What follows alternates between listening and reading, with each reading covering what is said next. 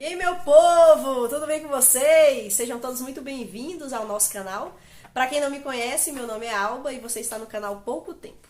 Hoje tenho aqui uma surpresa muito boa, que já estava desde dezembro eu convidando essa pessoa para bater um bate-papo aqui. Você já viu aí na descrição do vídeo, né? Vai ser sobre a questão de ser solteiro. Então o bate-papo vai ser muito bom, por favor, fique aqui até o final. Mas antes de eu apresentar essa pessoa, eu gostaria de pedir a você que, por favor, se inscreva neste canal, tá bom? Deixa o like aí, compartilha, manda pro pessoal da sua igreja, os solteiros aí da igreja, também os casados, né? Serve pra todo mundo. Mas vai ser muito bom se você puder se inscrever no canal e compartilhar e dar like, porque isso ajuda muito aqui o canal, certo? E há um tema muito interessante, que é o tema de ser solteiro. E é este o que nós vamos tratar aqui. E antes de eu apresentar o meu convidado, eu quero dizer para você o seguinte: para você se animar, porque eu pretendo fazer mais uns 2 vídeos aí falando sobre a questão de ser solteiro, numa perspectiva feminina. Vou depois utilizar um livro que eu gosto muito, que é este daqui, do Timothy Keller, O Significado do Casamento. Vai ser bastante baseado nele, os vídeos que eu vou fazer. Porque hoje, a esse convidado, nós vamos trocar uma ideia aqui e ver o que acontece, tá bom? Então, quero apresentar para vocês meu convidado. Fala pessoal, tudo bem? Para quem não me conhece, meu nome é Patrick, sou irmão em Cristo de Alba. A gente faz parte da mesma igreja, que é a Primeira Igreja Batista de Vitória da Conquista, Bahia. Exato. E tem mais alguma coisa para você falar? Não, é? Não, só que é um prazer estar aqui com vocês, estar aqui com a Alba também. O convite foi feito já há algum tempo, infelizmente por conta da correria a gente não conseguiu se organizar antes, mas hoje a gente está aqui e vamos tentar ter um bate-papo legal aí sobre a ideia de ser solteiro. Achei meio tendencioso ela me convidar, mas estamos aqui para passar essa vergonha junto. Exatamente, né? Patrick é solteiro, ó.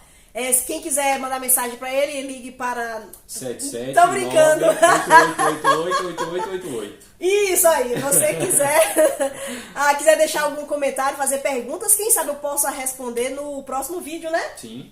Então, assim, já de cara, se ficar alguma dúvida, manda aí a pergunta, alguma coisa que você queira saber, aí eu pergunto pra ele. E aí eu passo no próximo, certo? Tudo bem. Então, olha, para iniciar, vamos começar aí talvez com a definição, né? Pensando assim, o que é ser solteiro cristão, né? Na perspectiva, obviamente, cristã, o que seria o significado da pessoa ser solteira?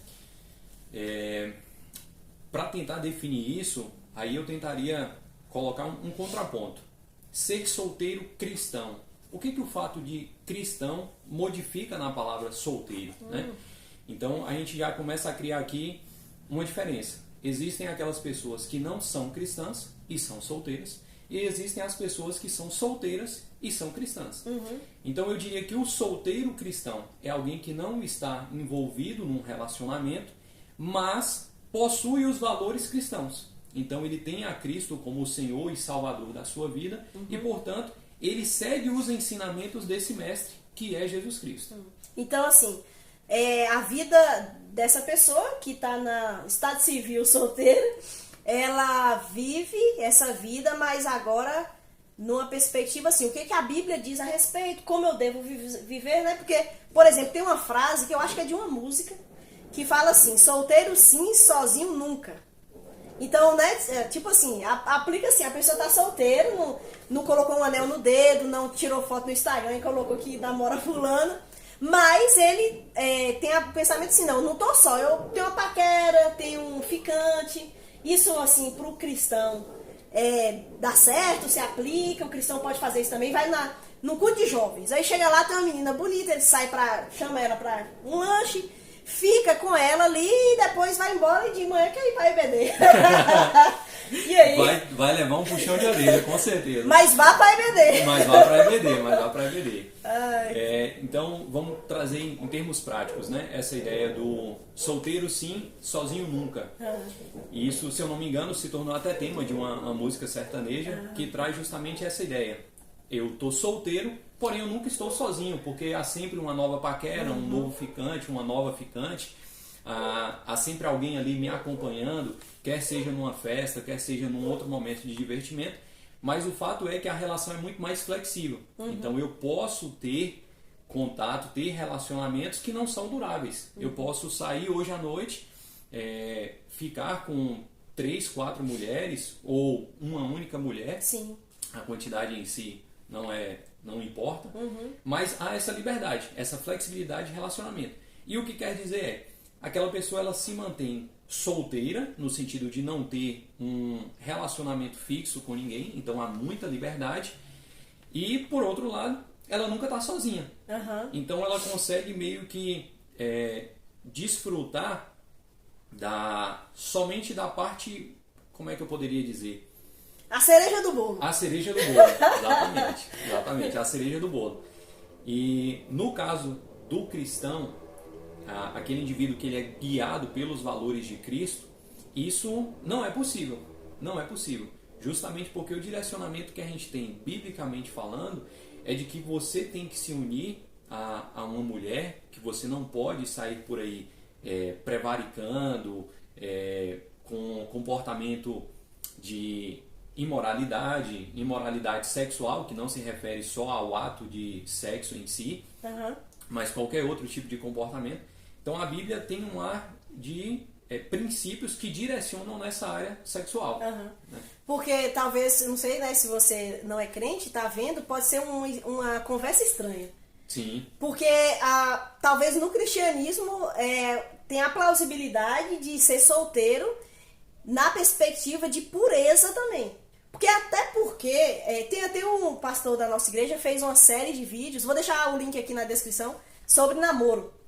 E, por exemplo, uma coisa que a gente sabe é que na Bíblia não tem namoro. Até porque aquela cultura era daquela forma, né? Aí também acho que tem uma perspectiva cultural forte de que o homem queria, igual Maria e José, que a gente conhece. Maria estava desposada com José. Estava prometida a ele, a coisa já estava encaminhada. E eles ainda iam passar pelo processo da festa de casamento, que demorava alguns dias. E depois é que eles finalmente ficavam juntos, ficavam só e tal. E hoje em dia muita gente já vive uma vida de casado. Aí eu disse a cereja do bolo, né? A pessoa desfruta de privilégios próprios do casal, mas não tendo compromisso com essa pessoa. E assim, a gente vê que isso gera muitos outros problemas. Né? Já tive até experiência de conversar com pessoas que falam que é fácil ser homem. Em qual perspectiva?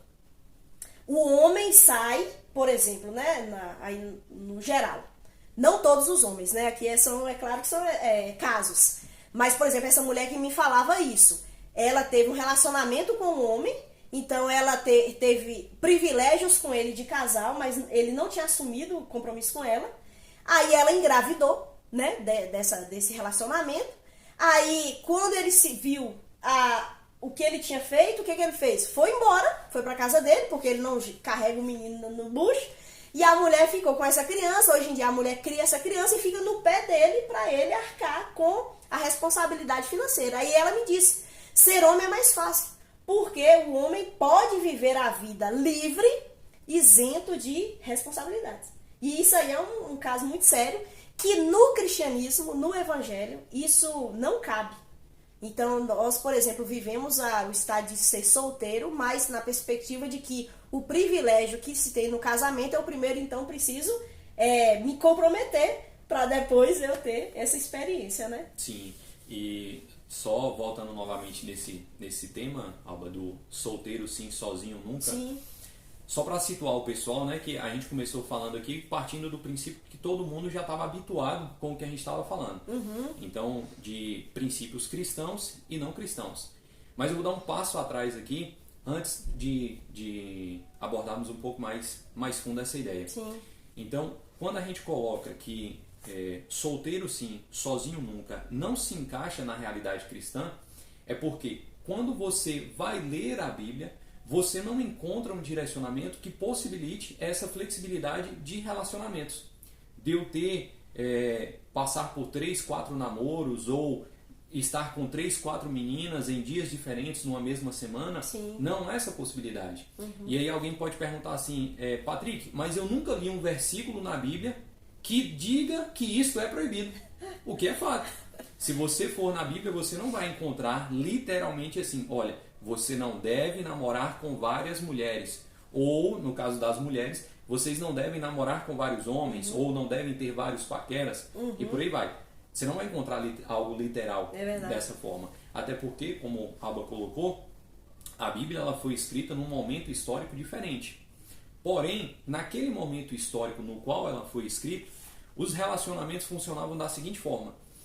O homem escolhia a mulher ao qual ele iria desposar, ou seja, tomar como esposa, e pronto. A mulher dele seria aquela. Ele não ia ter essa liberdade de, hoje eu vou desposar fulana e se não der certo, amanhã eu vou desposar uma outra mulher. Que é o que a gente poderia, por exemplo, adaptar para a ideia de namoro hoje. O que é um namoro? Você entra num relacionamento, no caso de um cristão, então é importante ficar claro isso. Hoje um cristão que ele começa um relacionamento com uma mulher ou uma mulher com um homem, ele tem que entrar nesse relacionamento com algum objetivo. E esse objetivo é o casamento.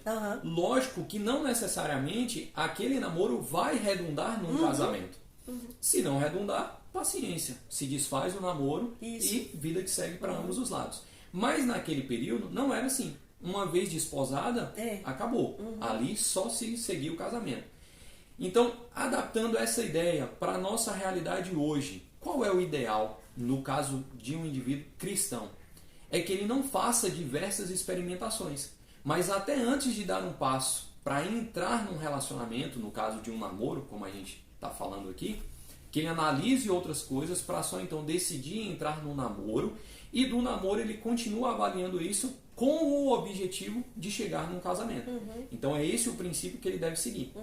Já para quem não tem esses princípios, no caso alguém que não é cristão, aí se aplica essa ideia do solteiro sim, sozinho nunca. Que quer dizer o quê? Eu não preciso ter um objetivo ao me relacionar com outras pessoas. Então, no caso do homem, eu não preciso ter objetivo algum ao me relacionar com uma mulher, a não ser o mero prazer daquele momento. Então, por isso, solteiro sim, sozinho nunca. Eu vou estar sempre acompanhado com alguma mulher, mas não preciso ter nenhum tipo de comprometimento com ela. E a gente vê que como a Bíblia até nos protege. Sim. Com os seus princípios. Igual o Patrick falou, não tem certos versículos assim claros, mas tem princípio, né? Quando Deus formou Adão e Eva não tinham pais biológicos, assim, humanos, né? Sim. Humanos. Mas Deus disse, deixará o homem pai e mãe e unir-se-á uma só mulher. Já nessa proteção para evitar esse tipo de coisa, a pessoa se relacionando, ficando cada vez mais vazio, se sentindo e acabando sendo como objeto, sendo usado e usando, e vira essa confusão que a gente vive. Então essa palavra aqui foi muito interessante. Mas agora, numa perspectiva diferente, existe a realidade da pessoa ficar solteira. Sim. Tanto homens quanto mulheres. Eu acho que existem mais mulheres solteiras do que homens. Assim, eu tenho pra mim, né? Pelo menos os ciclos que eu ando, no sentido assim, a idade vai passando e a pessoa fica solteira. Aí a pergunta que cabe e acontece é, será que a vida só vai começar quando casar, né? Então eu vou ser feliz, eu vou construir um patrimônio, eu vou fazer outras coisas só quando eu casar. E aí às vezes a pessoa fica estacionada e aí ela não avança, não faz projetos, não investe às vezes na sua vida, porque fica pensando, não, se eu investir tal coisa na minha vida, aí talvez eu perca alguma oportunidade com alguém. Então eu vou dar uma estacionada, e às vezes até não estuda, não trabalha nessa perspectiva, né? O que faz, por exemplo, eu lembrei aqui de 1 Coríntios 7, né? Será que Paulo estava mal-humorado quando ele escreveu aquele capítulo, estava chateado? Porque ele fala que é melhor não casar, né? E permanecer solteiro. Sim. E aí a gente pode permanecer solteiro? Como é que faz? Vamos lá. Então, basicamente seriam duas perguntas, né? A primeira, a vida só começa depois que eu me casar, depois que eu me envolver com um relacionamento. E a segunda seria essa. Por que Paulo deu essa indicação, essa sugestão? Por que ele argumenta a favor das pessoas ficarem solteiras, né? Por que alguém, um apóstolo de tamanha importância como Paulo, chega a ponto de dizer, olha, talvez, quem sabe, é melhor vocês ficarem solteiros, né? Então, vamos por partes. Tentando responder a primeira pergunta. A vida só começa depois de um casamento. Lógico que aqui eu vou passar uma visão cristã, né? Eu não vou mais criar os paralelos, certo. não vou dizer o que o mundo em si ensina sobre isso, porque hoje até a própria ideia de casamento tem sido perdida. Então nós vamos trazer mais para a ideia cristã, num sentido cristão. A vida só começa a partir do casamento? Não, ela não começa a partir do casamento. Até porque tem pessoas que elas não vão se casar. E aí, elas podem dizer que nunca viveram? Elas vão dizer que, por exemplo, a vida delas nunca teve significado? Cada um dos dias que foram passados aqui foi um total vazio? Não. E na realidade, o cristianismo, ele traz essa ideia de que o significado da vida não está na matéria, não está naquilo que eu vou conquistar enquanto objetivo, não está naquilo que eu vou conquistar enquanto família, relacionamentos, mas o objetivo da minha vida se encontra num lar celestial, em algo sobrenatural, que transcende. Então o objetivo da minha vida é glorificar a Deus e é crescer no conhecimento de Deus. E isso independe dos meus relacionamentos. Eu posso estar me relacionando com outra pessoa, envolvido num namoro ou num casamento, ou não. Mas o significado da minha vida, o sentido, ela permanece o mesmo, que é glorificar a Deus e crescer no conhecimento de Deus. Lógico, isso pode acontecer com uma outra pessoa? Pode, mas isso também pode acontecer eu sendo solteiro. Sim. Então, eu gostei muito da pergunta, porque parece que até mesmo nos meios cristãos, isso ainda fica como um tabu. Ah, não, olha, fulano ainda não casou, olha, fulano ainda está solteiro. E é como se aquilo fosse um retrocesso na vida dele. Sim. Poxa, ele não vai dar o próximo passo da vida, que é natural. Tem algo de errado, aquele manual da vida, ele está faltando um passo ainda. Mas talvez não. Porque a Bíblia não dá esse direcionamento, essa obrigatoriedade de entrar num casamento. Porque o sentido da vida não está aí. O sentido da vida está justamente em glorificar a Deus. Cada dia. Então, cada dia seu vai ser vivido dessa forma. Né? Você ia falar da outra pergunta? Isso. Mas deixa, vai que você perde o fio da meada e já era, né? Mas uma coisa que você me fez pensar é que no meio cristão, na igreja, às vezes há uma cobrança perturbadora, assim, porque há um sujeito que está numa idade adulta, que tem sei lá, aparentemente as possibilidades do casamento, e às vezes a comunidade de irmãos não sabe o que fazer com aquela pessoa. E aí fica um incômodo. A pessoa vai para a união lá de adultos, dos homens no caso, e aí algum irmãozinho vai falar: e aí, irmão, cadê a varoa? Cadê a varoa? Você já tá na idade, você já tá aí fazendo muita coisa, e fica essa cobrança. Eu entendo que tem um carinho, tem assim, a pessoa entende que a família é um projeto de Deus, que de verdade nós cremos nisso, a família é uma coisa boa, mas vai acontecer de pessoas ficarem solteiras. Sim. E o que a gente faz com essas pessoas? A gente não pode tentar cada dia mais ficar na cabeça dela: você não vai casar, você não vai casar, porque isso pode, a gente não conhece o coração. Tem gente que lida com isso muito tranquilamente. Tira onda, brinca e vai embora em paz. Mas tem outros que podem ser que estão aflitos com isso. Sim. Que não conseguiu achar a varoa. Que às vezes nenhuma varoa disse sim. O bichinho até foi atrás, sim, correu, mandou umas flores, foi romântico até. Sim. E às vezes a varoa dele não tá querendo. E aí ele vive, às vezes assim, oprimido de chegar na igreja e alguém fazer a cobrança, de sentar do lado de alguém, de um irmão, de uma irmã, e a pessoa ir aí. E a gente fica assim. O mês de maio mesmo é como as igrejas batistas costumam falar sobre o mês da família. E é ótimo. E o solteiro, ele tem família, assim, ele tem pai, tem mãe geralmente, tem irmãos, né? Às vezes, é claro, quando vai ficando mais velho, os pais e tudo, as pessoas vão falecendo, infelizmente, né? Que acontece. Mas, às vezes ela vai ficando cada vez mais só. E a igreja poderia ser esse suporte familiar de amor sem a necessidade da cobrança. Sim. Porque isso aí causa, assim, às vezes, uma tribulação na vida da pessoa. Né? E esse vídeo eu estou fazendo até pensando muito nessa perspectiva. De que sim, existem solteiros. E por isso que eu gosto desse livro aqui, do Tim Keller. Porque quando ele escreveu esse livro, ele era pastor de uma igreja em Nova York. E lá ele se deparou com uma comunidade muito grande de solteiros, que como é uma grande metrópole. O pessoal trabalhando, estudando, fazendo a vida, né, já assim, mas muitos solteiros. E aí ele fala, né, o solteiro é um amputado social que não pode participar da Unijovem, que tá muito velho. Dos jovens, né? Nossa igreja é Unijovem. Sim.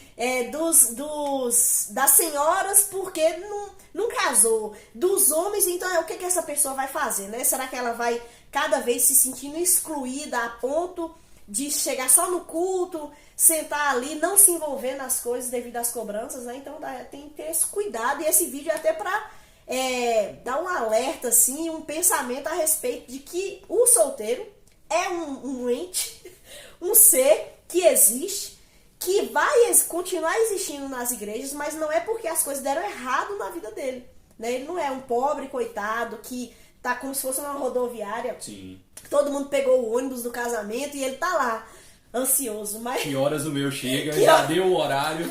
Será que já deu meia-noite e eu ainda tô aguardando aqui? Será que eu dormi no ponto?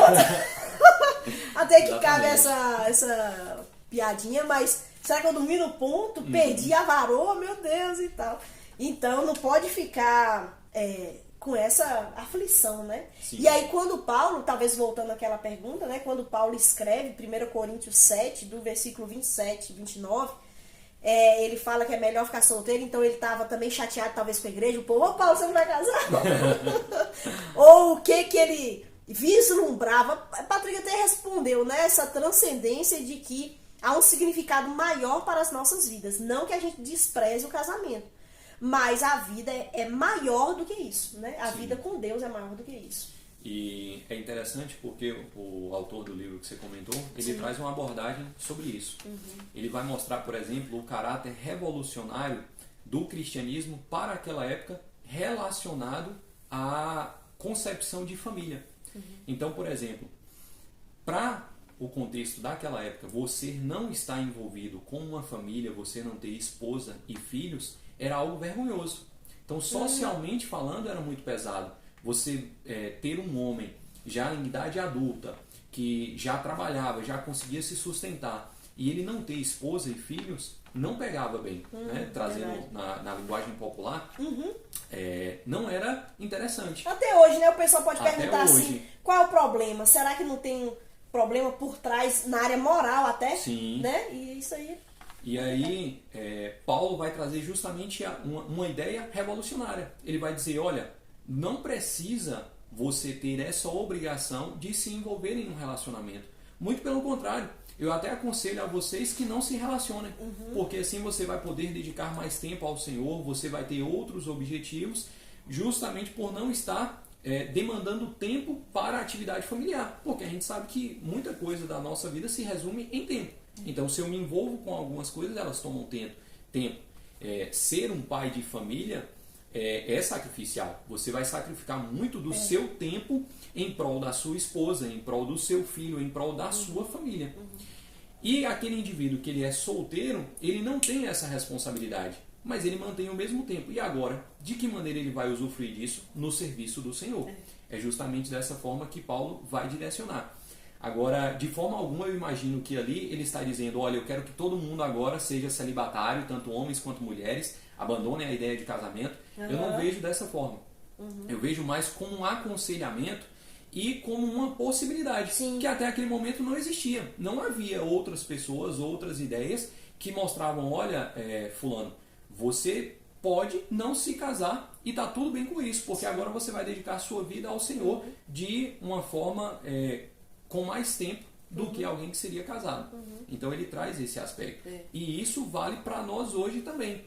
Com certeza. Voltando até, pegando um pouco o gancho da outra pergunta, que foi sobre se a vida começa, né, após um relacionamento. Não, ela não começa e a prova está aí. Se a gente analisa, por exemplo, a vida do próprio Paulo, pelo menos boa parte dos estudiosos concordam que ele não teve nenhum tipo de relacionamento. E alguém pode dizer que a vida de Paulo não teve sentido ou propósito? Dificilmente. Outros apóstolos e discípulos, você também não encontra referências a isso. Mas há que se falar que a vida daqueles indivíduos foram sem propósito? De modo algum. Muito pelo contrário. Foram pessoas que modificaram o mundo até hoje, né? Que testemunham até hoje. Então aqui a gente já quebra com esse tabu. A vida ela tem sentido sim, mesmo sem um relacionamento amoroso, tanto do homem para com a mulher, tanto da mulher para com o homem. Né? E eu sou muito fã da igreja, a ideia mesmo de que Deus tem, porque a igreja ela é o local que o cristão é colocado. Então quando nós, e Efésios vai falar muito sobre isso, quando nós cremos em Jesus como Salvador, então agora ele nos encaixa numa família, que aí Efésios vai falar que é o corpo de Cristo, que é o rebanho de Deus, que é o edifício de Deus. E Deus, quando nos coloca, ele nos dá tudo que nós precisamos. Um propósito para viver, um objetivo, quer dizer, o objetivo é o quê? É a glória de Deus, nós buscamos isso. E a igreja, ela consegue abarcar essas lacunas que ficam. Porque o pai, a pessoa quando casa, se torna pai, se torna mãe, ela tem um ministério que é muito sério.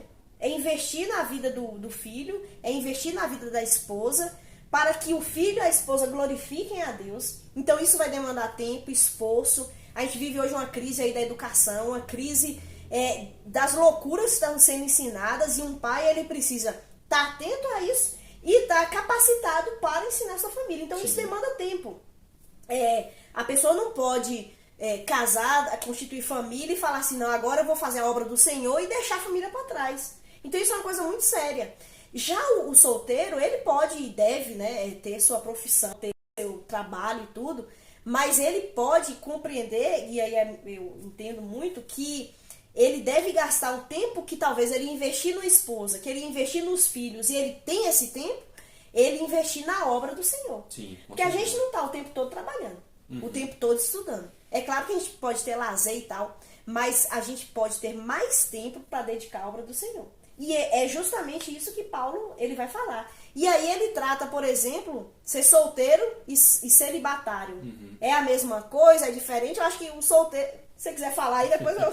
Senão eu vou falar demais. O solteiro, ser solteiro e ser celibatário, tem diferença? Bom, vamos lá.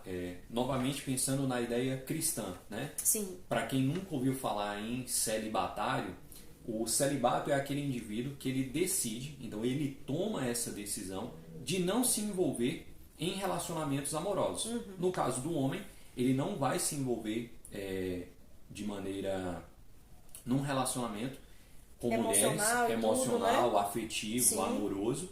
E a mulher, da mesma forma, ela decide não se envolver de forma amorosa com nenhum homem, por decisão própria. Esse é o celibatário. Então ele toma essa decisão. E geralmente quem toma essa decisão já vem acoplada a ideia de que, já que eu não vou me relacionar com alguém, o que tomaria tempo e eu teria que abrir mão de algumas coisas e me sacrificar em algumas áreas, eu vou direcionar essa energia para a vida cristã. Certo. Então, o tempo que eu utilizaria me relacionando, eu vou dedicar para a obra cristã, como Alba colocou aqui no início. Esse seria o celibatário. Já no caso do solteiro, é aquele indivíduo que até o momento ele não se casou. Certo. Né? Ele pode ter tido um namoro ou outro, Sim. ou pode nunca ter namorado, mas o fato é que ele não decidiu intencionalmente de que ele não quer se envolver com alguém. Ele não tomou essa decisão. E aqui nesse aspecto é importante a gente diferenciar algumas coisas. Primeiro, tem o solteiro que ele quer se casar, ele deseja o casamento para a vida dele, e isso vai acontecer. Isso vai acontecer. Esse propósito vai se cumprir na vida dele. Mas também tem o solteiro que deseja esse mesmo objetivo, que deseja se relacionar, que deseja ter um casamento, ter família, mas que isso pode vir a não acontecer. É verdade. Nem todos os nossos planos acontecem da forma como nós queremos. E isso não vale só para um relacionamento, mas também para outros objetivos que a gente tem na nossa vida. Um curso de faculdade, uma obra ministerial, um aspecto evangelístico, várias coisas que nós temos para nós como objetivo e até buscamos isso em oração, em direcionamento com o Senhor, mas pode não se cumprir. Né? As portas podem se fechar nesse sentido e os nossos planos podem ser frustrados. Mas onde é que mora a essência dessa questão? É a nossa confiança em Deus. quando você entende que o seu significado, o significado da sua existência não está na conquista dessas coisas, quer seja um relacionamento, quer seja um outro objetivo, mas que você entende que o significado maior está em Cristo, em glorificar a Deus, em conhecer a Deus, você pode até se frustrar, mas você não pode andar deprimido por essa situação não acontecer, que é algo que eu vejo que hoje atinge a igreja cristã. Como você falou, muitos jovens se sentem frustrados, pressionados, emocionalmente abalados, porque desejam o casamento, desejam a obtenção de uma família, mas esse plano não acontece. E aí parece que a vida dele agora perdeu o propósito. Ele se vê deprimido, ele se vê recanteado, ele se vê pressionado, muitas vezes até pelos irmãos da igreja. E aqui fica uma dica também, irmãos, muita gente não acha legal vocês exercerem essa cobrança.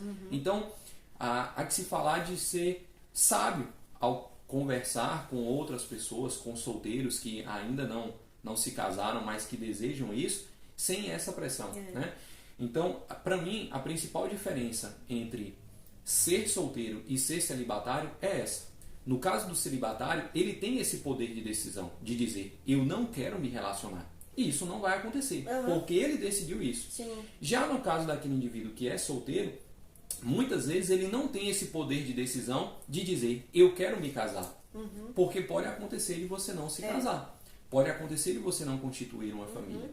E um outro detalhe que eu vejo que acontece também bastante é que, pelo desejo do meu coração de constituir uma família, de ter um relacionamento, de me casar, mas aquilo ainda não foi o momento, ou o Senhor ainda não abriu as portas para isso, mas por conta da minha ambição, do meu orgulho, do meu desejo desenfreado por aquilo, muitos jovens, e aí falando na nossa ideia, né, na nossa faixa etária, muitos jovens têm caminhado por caminhos que são tortuosos, a fim de conseguir conquistar esse desejo do coração. É onde eu entro, por exemplo, num julgo desigual, porque eu acho que o momento tem que ser agora, aí eu já estou envelhecendo, eu estou ali nos meus 35, 38, 40 anos e a esposa não chegou, o esposo não chegou, eu começo agora a flexibilizar os meus valores, a abrir mãos dos meus princípios, entro num julgo desigual, entro num relacionamento no qual aquela pessoa não testifica verdadeiramente como ser cristã, entro num relacionamento com alguém que não partilha do mesmo pensamento que eu partilho, e essa bola de neve só vai trazendo mais destruição. E ao invés dela solucionar o problema, ela cria mais problemas. Acho que essa fase é boa para a gente aprender, porque é um aprendizado, aprender com Deus a descansar e a confiar nele. Sim. Satisfação em Deus. Porque quando a gente vive insatisfeita, sendo solteira, esse comportamento vai se dar casando. Porque vai casar, vai ter a lua de mel, vai ter ali tudo maravilhoso, mas depois, quando vier a vida normal, aí a insatisfação vem de novo. Não era, eu achei que ele ia me fazer feliz, né? Mas nós precisamos buscar em Deus. E aí, pensando sobre essa questão do solteiro, esse perigo dele tomar outras atitudes, por exemplo. Aí é uma pergunta assim, bem na perspectiva masculina, e depois eu quero fazer o vídeo mais pensando nas meninas, mas por exemplo, Patrick, então como um homem solteiro, ele deve se relacionar com o sexo oposto? Porque eu acho que é difícil, aí as meninas aqui vão saber. Por exemplo, o cara é bonito, Patrick é um pouco bonito, né? Só um pouco. E aí pode ser que um rapaz como ele jogue charme para as meninas. E aí a gente usa muito a palavra defraudar, né? Aí defrauda a menina e vive assim como homem cristão, servo do Senhor, que quer andar em pureza. Como ele deve então tentar se relacionar com o sexo oposto? Entendi. Vamos lá. Antes de eu tentar responder essa pergunta, tenta definir para mim qual é a ideia que hoje você, enquanto mulher, tem da palavra defraudar. O que é defraudar para você? Quando você imagina, olha, um homem está me defraudando, o que é que você imagina em termos práticos? O que é que ele está fazendo que você enxerga e identifica como fraudar você, certo. Defraudar você? Certo. Eu não fui no Google, não sei, mas no meu pensamento, pelo menos a ideia é a seguinte, ele me dá todos os indicativos de que quer um relacionamento comigo, ele dá os indicativos, mas ele não dá o passo de dizer, por exemplo, Alba, quer namorar comigo? Entendeu? Então é isso, ele cria expectativas, ele joga charme para... Porque é o seguinte, quando um rapaz quer namorar uma moça, realmente é bom namorar uma amiga.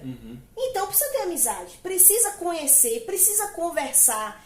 Só que isso, C.S. Lewis tem um livro, que é Os Quatro Amores, e ele fala de uma dança, de um laço. E ele fala dessa dança, uma dança bonita, né? Vamos pensar numa valsa, uma coisa bonita. E ele disse que o namoro, para começar, o casal começa uma dança. Que é isso? É a amizade, é o sorriso, é buscar estar próximo, sentar junto, essas coisas. Então o cara, ele entra nessa dança com ela. E ela, e aí pensando aqui na perspectiva feminina, ela gosta, ela começa a dançar. Aí, essa dança tem que ser interrompida para o rapaz falar: namora comigo, eu quero namorar com você. Só que aí a coisa vai 1 mês, 2 meses, 3 meses. Então o defraudar para mim seria isso. Dar todos os indicativos, dançar comigo nessa perspectiva e não dar o passo de eu quero namorar. Porque aí ele fica... Aí, outra coisa também que acaba acontecendo é há histórias... Ele tá dançando nessa perspectiva, que eu acho que é bem bonita de C.S. Lewis, com outra fulana, com ciclana. E aí a pessoa fica, não, eu acho que não, acho que é comigo. Entendeu? Seria isso. Entendi. Deu pra pegar, né? Deu. Aí, por que eu pedi para que você primeiro começasse tentando definir? Certo. Porque eu olho para a palavra defraudar e eu vejo um aspecto subjetivo muito grande no que seria defraudar. O que eu quero dizer com isso? Hoje você pode pegar, por exemplo, um homem. Vamos criar alguém ilusório aqui. Sim. Marcos. O Marcos, ele é um homem bonito, elegante, educado e que trata bem as mulheres que estão ao seu redor. E Marcos tem amigas. E de que modo ele vai tratar as suas amigas? Ele vai tratar com essa educação que é própria dele. O Marcos pode ser também um cavalheiro. Então ele vai tratar com cavalheirismo aquelas mulheres que estão ao seu redor. Mas as mulheres podem entender aquele cavalheirismo ou a educação de Marcos de uma outra forma. Pode entender como uma fraude. Sim. Pode entender que o Marcos está defraudando fulana de tal. Então vamos criar outras dois personagens aqui ilusórios. A Fernanda e a Júlia. Então Fernanda e Júlia também são amigas do Marcos. E o Marcos trata igualmente Fernanda e Júlia pela sua educação, pelo seu cavalheirismo, mas tanto Fernanda quanto a Júlia imaginam que estão entrando nessa dança com o Marcos.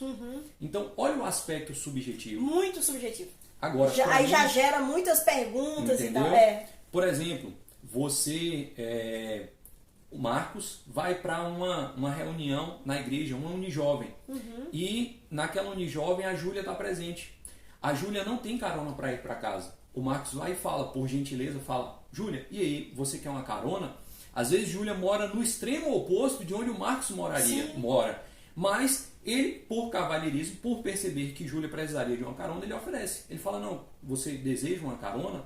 E ela pode olhar e falar: peraí, mas Marcos mora no outro lado da cidade. Ele está se dispondo a me levar na minha casa. Que é alguma coisa. Isso, entende? Sim. Então, olha o aspecto subjetivo entrando. Sim. Aí, de que modo eu tentaria responder, e aqui é Patrick pessoalmente falando, esse aspecto do defraudar? Para mim entra muito a ideia do intencional, da intenção. Então, Marcos, ele tem a intenção de defraudar a Fernanda e a Júlia. Se há esse grau de intenção, isso vai ficar muito claro. E se ele estiver fazendo isso, criando aquela dança, criando aquele enredo, deixando claro que ele supostamente quer criar esperanças de que futuramente pode vir a redundar num namoro, aí eu creio que essa intenção é defraudar alguém. Certo. Porque você está despertando um sentimento que, no fundo, você não quer suprir. E também, assim, você deu esse exemplo de carona, mas também, por exemplo, o cara fala: você é muito linda. Tem certas coisas que não cabem. Sim, concordo. Porque isso, a gente pode levar realmente que a uma a outra outra coisa. interpretação. E eu digo na fala, um galanteio. Ai, o homem que estiver ao seu lado vai ser muito feliz.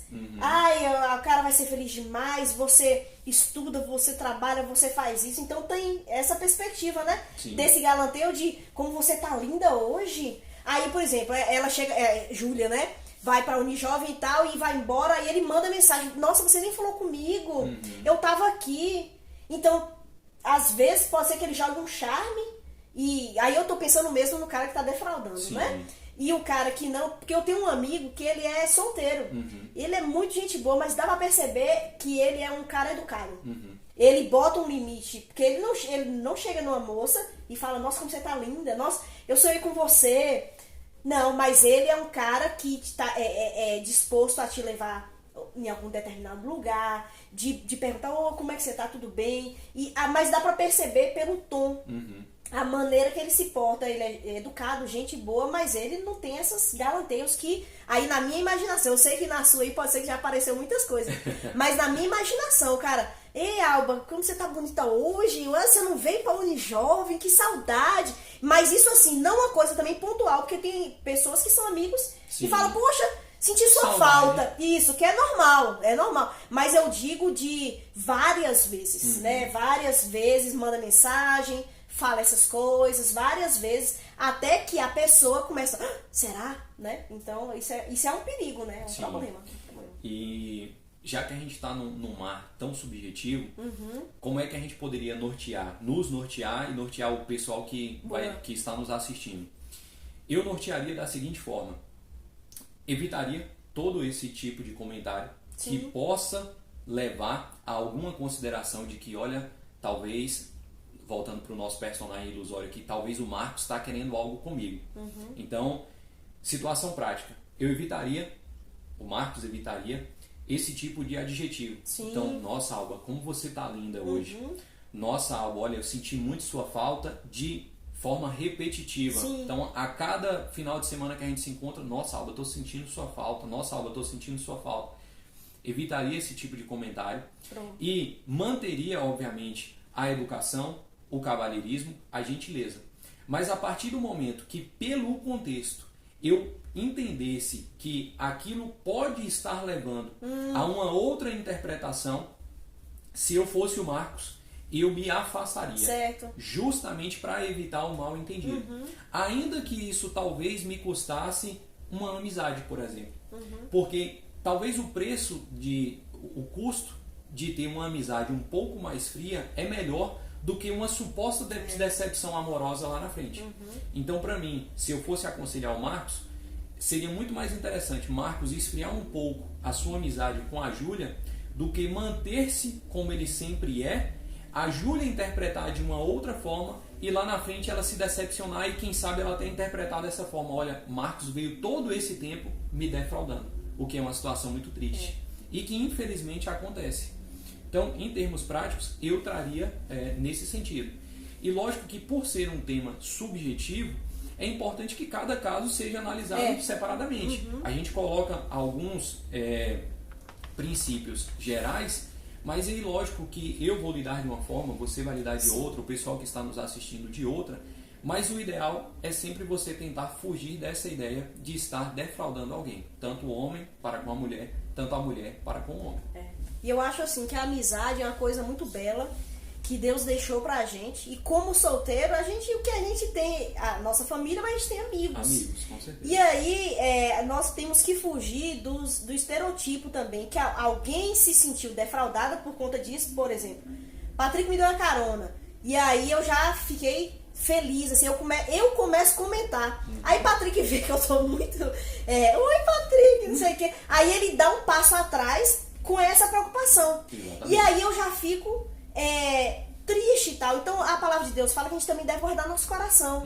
No sentido de manter a calma. Por mais que você quer namorar e deseje e tal, não é se esfriar e colocar uma parede, né? Mas é manter uma calma.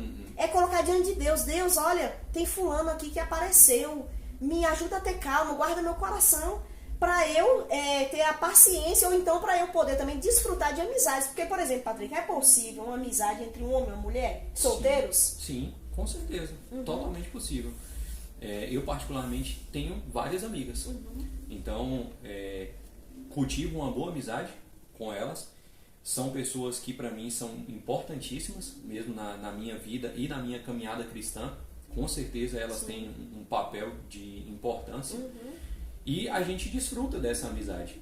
Então, como é que eu poderia, por exemplo, dizer, não, o homem ele só pode ter amizades masculinas? Difícil dizer isso. Ou a mulher só pode ter amizades femininas? Difícil também. E só voltando um pouquinho na última questão que a gente estava falando aqui, Alma, Sim. ela é tão subjetiva que ainda entra um outro aspecto.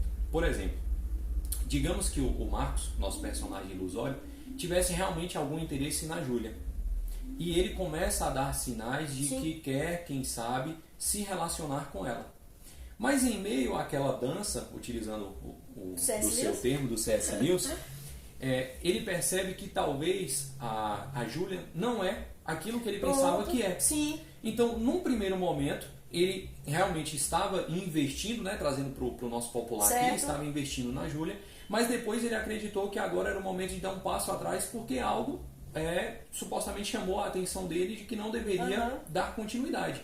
Isso também acontece. Então é do relacionamento humano. Às vezes eu vejo também as pessoas quererem objetivar demais, no sentido de olha, tem que tomar cuidado para não estar defraudando, tem que estar tomando cuidado com o contato que tem com as pessoas e tudo. Mas tem muita coisa que é natural. Então até as decepções serão naturais. Para a própria Júlia, nossa personagem fictícia aqui, talvez ela não tinha a mesma percepção de Marcos. Ela poderia dizer, olha, Marcos para mim é um bom partido. Mas o Marcos foi quem recuou. Ela pode futuramente dizer que ele estava defraudando? Não, porque inicialmente talvez ele queria cultivar futuramente um namoro com ela. Mas ele percebeu em algum momento que aquilo não deveria dar continuidade. E parou ali. Ela, eu penso, que não poderia afirmar essa ideia da defraudação. Entendeu? Então, tem, no contato humano, principalmente de homens com mulheres, vai ter muito dessa relação. Então, meu conselho para as pessoas que estão nos assistindo é justamente você analisar com calma, situação por situação. E também não se entregar demasiadamente, emocionalmente, sentimentalmente, a tudo e a qualquer coisa que aparece na sua frente. Qualquer coisa. Vamos ter um pouco de parâmetro também, analisar, ter paciência, ter calma. Tanto homens quanto mulheres hoje eu vejo um desespero muito grande. Então, o primeiro contato, a primeira atenção que já é dada, aquela pessoa já, olha, eu acho que fulano está despertando para mim. Não, calma, vamos ver se realmente é isso, vamos caminhar um pouco mais junto para entender a situação melhor.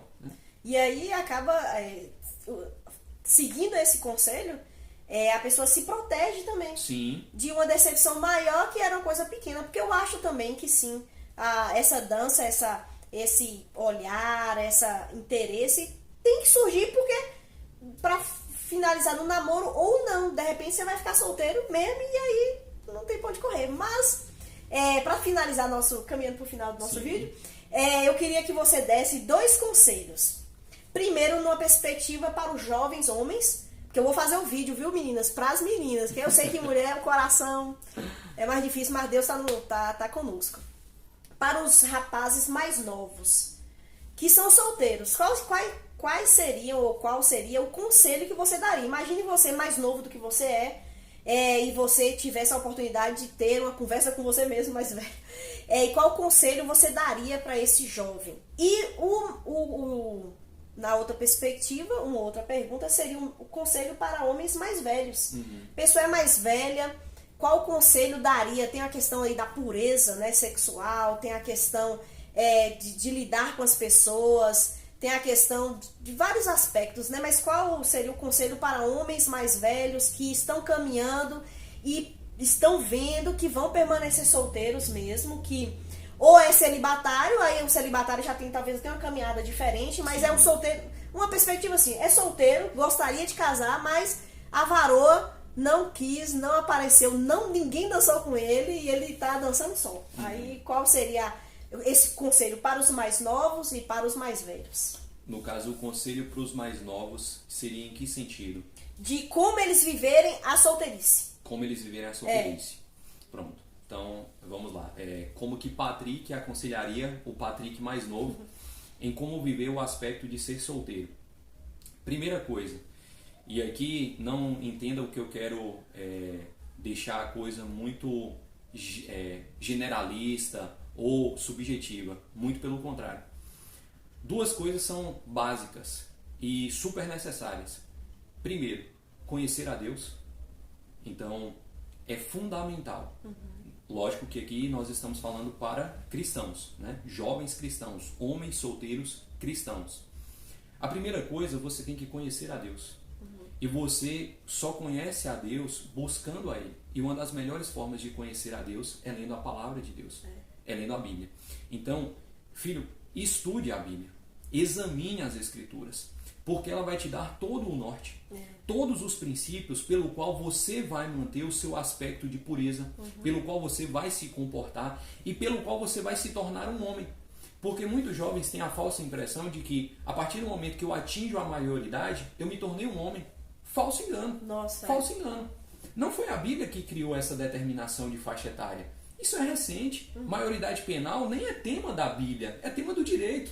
Você vai para o direito, ele tem esse aspecto. Agora você é um homem de maior, você pode arcar com outras responsabilidades. Mas, biblicamente falando, isso não existe. Você pode pegar aí um jovem com 15, 16 anos, que ele é um homem mais bem formado do que um outro com 28 e com 30. Então, o aprender a ser homem através das Escrituras, através da palavra de Deus. Segunda questão é buscar a Deus em oração. Então essas duas coisas têm que caminhar juntas. Eu tenho que conhecer a Deus, biblicamente falando, e eu tenho que orar a Deus também, porque assim eu tenho um contato mais direto. A oração é justamente isso, é fazer algo como o que nós estamos fazendo aqui. É uma conversa com Deus, no qual eu posso abrir o meu coração ao Senhor, de modo que Ele me entenda e de que eu entenda o Senhor também.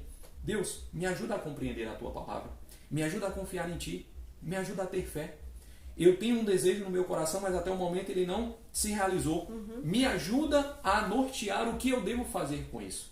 Essas seriam as duas coisas iniciais. Certo. Agora, em termos mais práticos, como que o Patrick mais jovem deveria se comportar? Ou como que Patrick hoje aconselharia algum jovem a se comportar? Primeiro, cuide dos seus olhos. Cuide dos seus olhos. Em que você está colocando os seus olhos? O que eu quero dizer com isso? Seu celular, rede social, Instagram, WhatsApp, Facebook, TikTok e por aí vai. O que você anda vendo lá? Aquelas plataformas aparecem todo tipo de conteúdo. Muitas vezes um conteúdo que você nem está procurando, mas ele aparece lá. Ele dá aqueles starts ali. Aparece uma mulher muito bonita, aparece uma mulher de biquíni, aparece uma mulher assim, assim, assado. Então, cuidado onde que você está colocando os seus olhos. Num ambiente de academia, na rua, no shopping, nós, homens, precisamos fazer um acordo com os nossos olhos. As pessoas falam, né, os olhos são a janela da alma. Então, o que é que está entrando por essa janela? De que forma nós estamos alimentando as nossas almas através dos nossos olhos? Então, primeira coisa seria isso, um acordo com seus olhos. Nossa, esse fator para mim, ele pode ser extremamente benéfico, como extremamente perigoso. Aonde eu vou colocar os meus olhos? Segundo, comportamento. Então, aquele desejo, quase uma ganância por buscar uma mulher, por ter um relacionamento, por estar em contato direto com a mulher, tenha sabedoria, tenha paciência e confie no Senhor. Vamos frear evitar as pulsões, isso, frear essas pulsões, esses hormônios, sim, principalmente na juventude, que estão ali a milhão trabalhando no seu corpo, desejosos por saciar aquela vontade, sim, por prazer, né? Então, calma, paciência, tenha sabedoria nesses comportamentos. Terceiro, evite situações em que você se coloque a sós com uma mulher, principalmente se você tiver intimidade com ela. Então, nosso exemplo ilusório, Marcos e Júlia. Júlia vai e manda um WhatsApp ali para Marcos. Marcos, meus pais viajaram, estou em casa só, vamos assistir um filme aqui comigo? Situação perigosa. Se afastar desse tipo de contato. Porque a chance desse contato redundar num pecado é muito grande. É muito grande. Porque nós estamos falando de duas pessoas que supostamente têm uma amizade, têm um contato e que estarão num ambiente sozinhos, à mercê dos seus próprios hormônios, à mercê da sua própria natureza sexual. Então, é uma situação complicada. O terceiro conselho seria isso, evitar esse tipo de abordagem. E isso vale para várias situações práticas. Por exemplo, uma amiga de escola. Nossa, Marcos, olha, tem muito tempo que a gente se viu e tudo. Vamos marcar de nos encontrar, sei lá, no shopping. Vamos assistir um filme junto.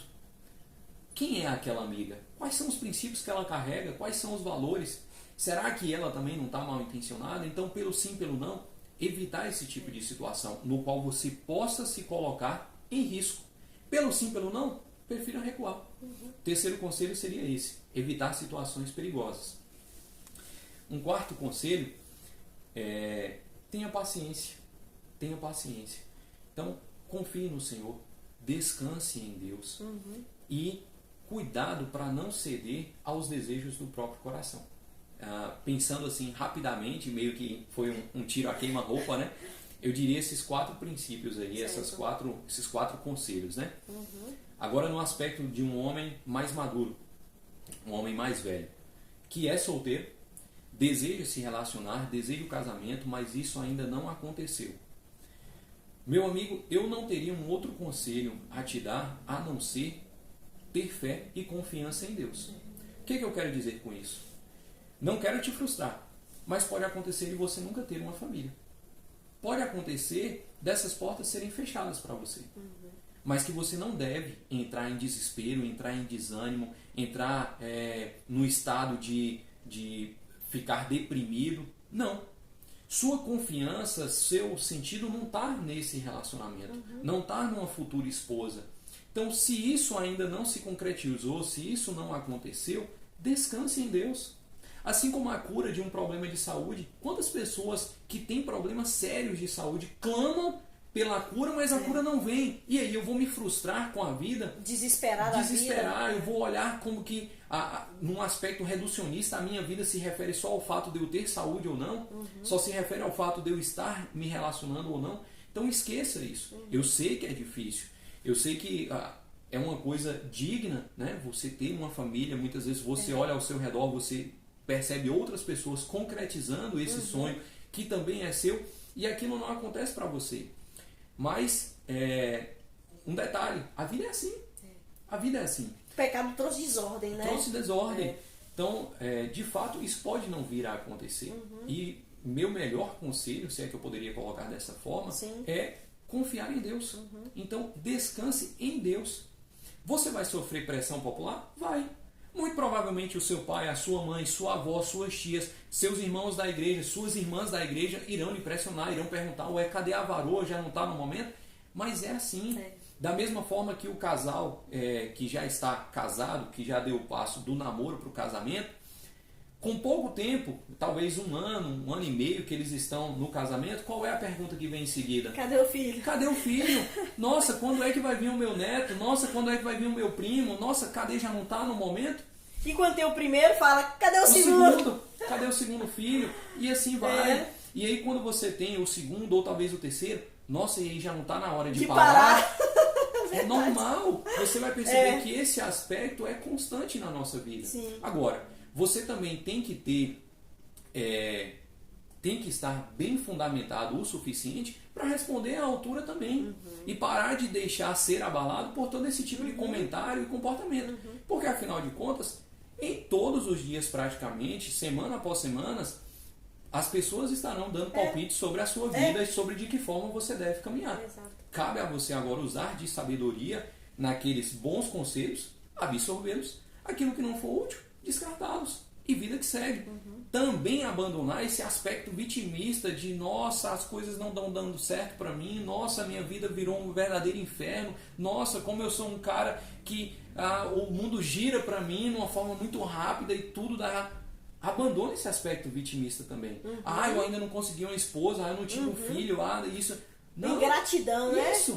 Só olha o que não tem, mas não olha o que tem, né? Exatamente. Isso é um problema. Então, diante dessas duas faixas etárias aí, inicialmente eu daria esses conselhos. Ótimo, gostei demais. Vou finalizar o vídeo por aqui. Já tem 1 hora aí de vídeo. Mas quero agradecer muito você. Obrigada por ter vindo. Eu que agradeço. Alba. Obrigada mesmo. Eu acredito que o bate-papo vai ser bênção na vida de várias pessoas aí. Amém. Espero que Deus possa consolar, confortar você que é solteiro. E que nós vivamos para a glória de Deus. Então esses princípios aí que ele disse são muito bons. Depois você volta o vídeo, anota e tal. Porque se a gente aplica para a vida, nossa vida se torna uma bênção nas mãos do Senhor, né? Então que a gente viva dessa forma. Amém. Muito obrigada por você me acompanhar até aqui. Patrick, muito obrigada. Quer falar uma palavra final aí para despedir do povo? Agradeço a oportunidade de estar aqui sempre que possível. Se tiverem outros convites, eu vou me esforçar para estar aqui novamente e quem sabe para aceitar o convite com mais rapidez. Se por acaso não estava bem preparado, prometo também me preparar melhor para as próximas entrevistas. Sim.